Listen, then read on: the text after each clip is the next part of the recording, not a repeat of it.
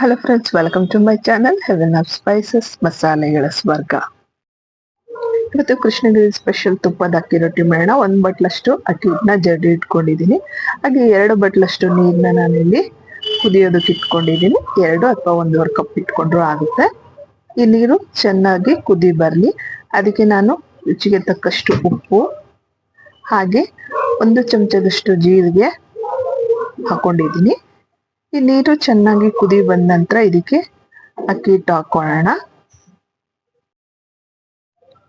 ಇದನ್ನ ಇದೇ ರೀತಿಯಾಗಿ ಮುಚ್ಚಿ 5 ನಿಮಿಷ ಬೇಯೋದಕ್ಕೆ ಬಿಡೋಣ. ಈ ಹಿಟ್ಟು 5 ನಿಮಿಷ ಹವೆಯಲ್ಲಿ ಬೆಂದ ನಂತರ ಇದಕ್ಕೆ 2 ಚಮಚದಷ್ಟು ತುಪ್ಪ ಹಾಕೊಳ್ಳೋಣ. ಈಗ 1 ಬಟ್ಲಿನಷ್ಟು ಇದಕ್ಕೆ ಒಂದು ಪೂರ ಕಾಯಿ ಕೊಬ್ಬರಿ ತುರಿ ಹಾಕೊಂಡಿದ್ದೀನಿ. ಹಸಿ ಕೊಬ್ಬರಿ ಇದು.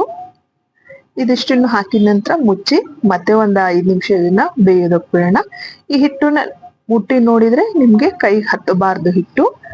ಅಲ್ಲಿವರೆಗೂ ನೀವು ಈ ಹಿಟ್ಟನ್ನ ಬೇಯಿಸ್ಕೋಬೇಕು. ನೋಡಿ, ಚೆನ್ನಾಗಿ ಮಿಕ್ಸ್ ಮಾಡಾಯ್ತು. ಈಗ ಇದನ್ನ ಸ್ಟವ್ನ ಆಫ್ ಮಾಡಿ ಮತ್ತೆ 5 ನಿಮಿಷ ಇದೇ ರೀತಿಯಾಗಿ ಮುಚ್ಚಿ ಇಡೋಣ.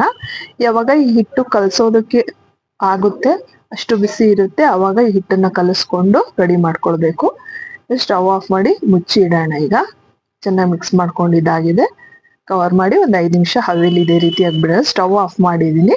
ಮೇಲ್ಗಡೆ ಕೂಡ ಸ್ವಲ್ಪ ತುಪ್ಪ ಹಾಕಿ ಇದನ್ನ ಹಾಗೆ ಬಿಡೋಣ. ಈಗ ಈ ಹಿಟ್ಟಿಂದು ಬಿಸಿ ಕಡಿಮೆ ಆಗಿದೆ. ಈಗ ಇದನ್ನ ಅಗಲವಾಗಿರುವಂತ ತಟ್ಟೆ ಅಥವಾ ಒಂದು ಪರಾತಿ ಹಾಕೊಂಡು ಇದನ್ನ ರೊಟ್ಟಿ ಹಿಟ್ಟಿನ ತರ ಕಲಿಸ್ಕೊಳ್ಳೋಣ. ಮತ್ತೆ ಮೇಲಿಂದ ಏನು ನೀರು ಹಾಕೋ ಅವಶ್ಯಕತೆ ಇಲ್ಲ. ಇದು ಏನು ಹಾಕಿದ್ವಿ ನೀರು, ಅಷ್ಟಕ್ಕೆ ಸಾಕಾಗುತ್ತೆ. ತುಂಬಾ ಚೆನ್ನಾಗಿ ನಾದ್ಕೊಂಡು ಈ ರೊಟ್ಟಿ ಹಿಟ್ಟು ಕಲಿಸ್ಕೋತಾರಲ್ಲ, ಆ ರೀತಿ ಹದವಾಗಿ ಕಲಿಸ್ಕೊಂಡು ರೆಡಿ ಮಾಡ್ಕೊಳ್ಳೋಣ. ನೀರ್ ಹಾಕೋ ಅವಶ್ಯಕತೆ ಇಲ್ಲ, ಹಂಗೆ ಕಲಿಸ್ಕೊಳ್ಳಿ. ಇಲ್ಲಿ ಚೆನ್ನಾಗಿ ನಾದಿ ಕಲಿಸ್ಕೊಳ್ಳೋಣ. ಚಪಾತಿ ಹಿಟ್ಟೆಲ್ಲ ಕಲಿಸ್ತೀವಲ್ಲ, ಆ ರೀತಿಯಾಗಿ.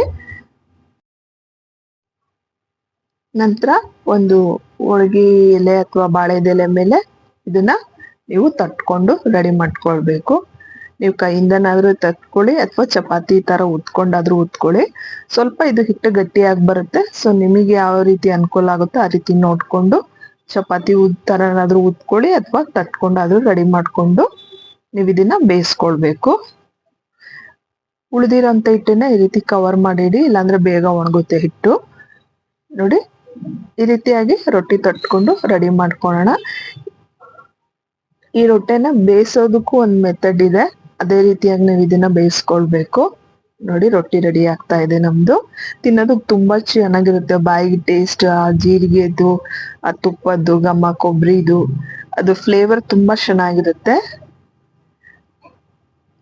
ಈಗ ನೋಡಿ, ಒಂದು ದೋಸೆದು ತವ ಇಟ್ಕೊಂಡು ಎಲ್ಲಿ ಹೋಲ್ ಮಾಡ್ಕೊಂಡಿದ್ವಿ ಆ ಹೋಲಿಗೆ ಸ್ವಲ್ಪ ತುಪ್ಪ ಹಾಕಿ ಈ ರೀತಿ ಲಿಡ್ ಕವರ್ ಮಾಡಿ ಬೇಯಿಸ್ಕೊಳ್ಬೇಕು. 2 ಮುಖದಲ್ಲಿ ಬೇಯಿಸೋದು ಬೇಡ, ಒಂದೇ ಮುಖದಲ್ಲಿ ಬೇಯಿಸ್ಬೇಕು. ಮತ್ತೆ ಮೇಲ್ಗಡೆ ಕವರ್ ಮಾಡಿ 5 ನಿಮಿಷ ಸಣ್ಣ ಉರಿಯಲ್ಲಿ ಚೆನ್ನಾಗಿ ಬೇಯಿಸ್ಕೋಬೇಕು. ಕೆಳಗಡೆ ತುಂಬಾ ಕ್ರಿಸ್ಪಿ ಆಗಿರುತ್ತೆ, ಮೇಲೆ ಸಾಫ್ಟ್ ಆಗಿರುತ್ತೆ. ಟೇಸ್ಟ್ ಮಾತ್ರ ತುಂಬಾ ಚೆನ್ನಾಗಿರುತ್ತೆ. ಖಂಡಿತ ಟ್ರೈ ಮಾಡಿ ನೋಡಿ, ನಿಮ್ಗೆ ಇಷ್ಟ ಆಗುತ್ತೆ. ವಿಡಿಯೋ ನೋಡಿಕ್ಕೆ ಧನ್ಯವಾದಗಳು. ಚಾನೆಲ್ನ ಸಬ್ಸ್ಕ್ರೈಬ್ ಮಾಡಿದ್ರೆ